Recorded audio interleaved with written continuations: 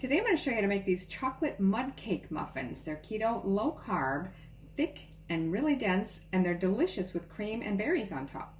Okay, so these are the ingredients we need, and some of them will be divided so that part is used in the topping and part in the muffins. Okay, so you're going to want 200 grams of dark chocolate, 80 to 90% cocoa. That would be 7 ounces.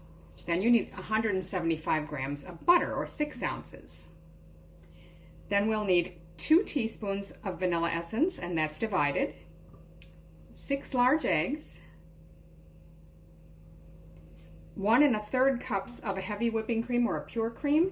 This might be about 1 1/4. That's fine. I might just have a tiny bit less in the whipped cream at the end. That's okay. Then you'll need 5 tablespoons of xylitol or your preferred sweetener. I'm using a monk fruit sweetener. Again, that's divided. 2 tablespoons of cocoa powder, and 8 tablespoons of almond meal. Coarse is fine in this, doesn't make any difference. Now, as I said, part of these will be used to make whipped cream for topping, and it also calls for raspberries, which would be lovely, but I didn't have any, so I've got strawberries. That's what I'm going to use. That's optional, just to put on top.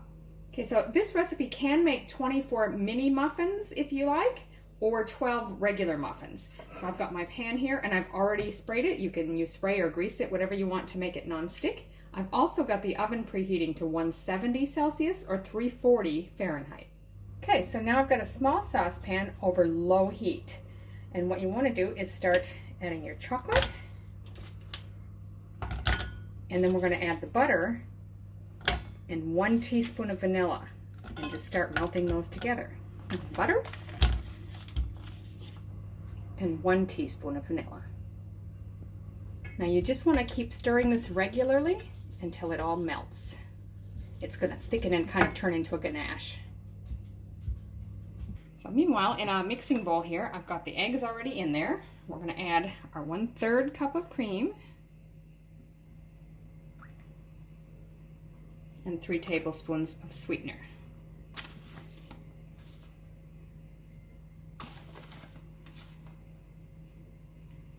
Now we'll just whisk all of that together until evenly combined.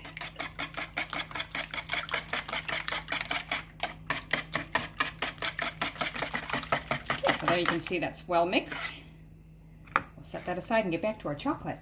So you can see that's really nice. It's a nice thick chocolate sauce. I don't see any more lumps in it, so I'm going to go ahead and remove it from the heat.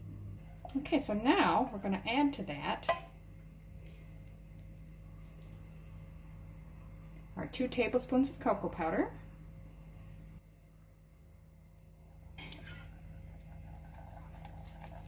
and we're also going to add the almond meal.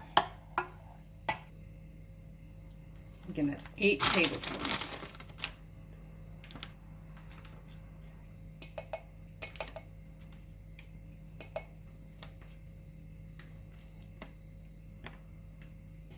Now we're just going to stir that all in.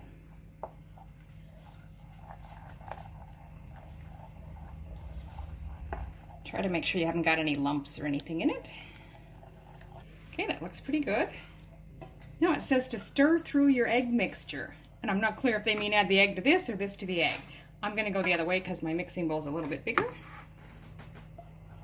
But I'm thinking you might get some of the chocolate might stay stuck to the pan.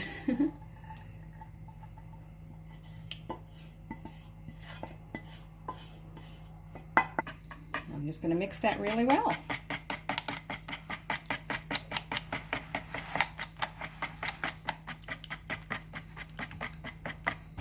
Quickly thickens up.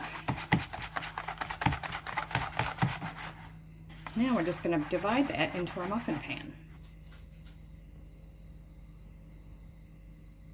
I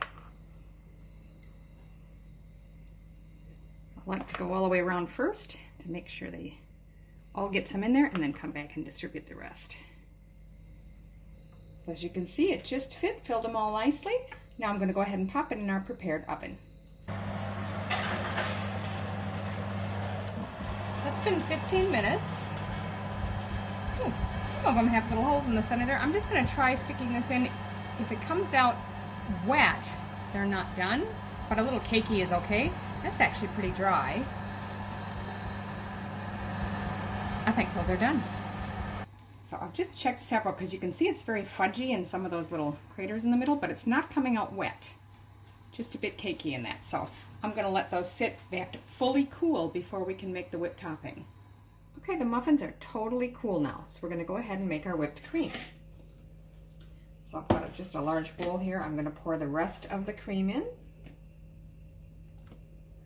And to that we'll add a teaspoon of vanilla and the remaining 2 tablespoons of sweetener.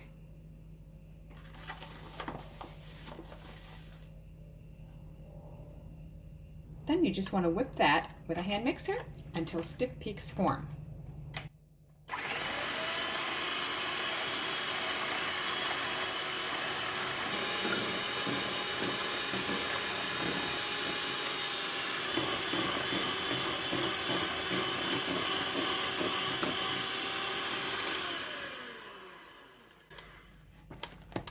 Now that's nice and thick and stiff peaks.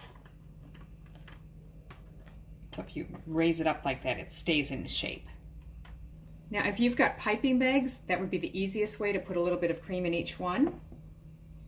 However, I don't, so I'm just going to take a little spoon and scoop some in there.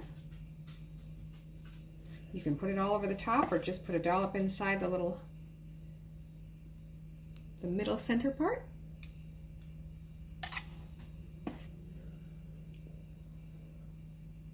Just go ahead and do all of them. So now just top with your berries. Again, I think raspberries would have been a little bit prettier, but this is what I had, and I'm betting it's going to be just as delicious. So there you have it, chocolate mud cake muffins. These are keto and low carb and really tasty. I hope you enjoy them.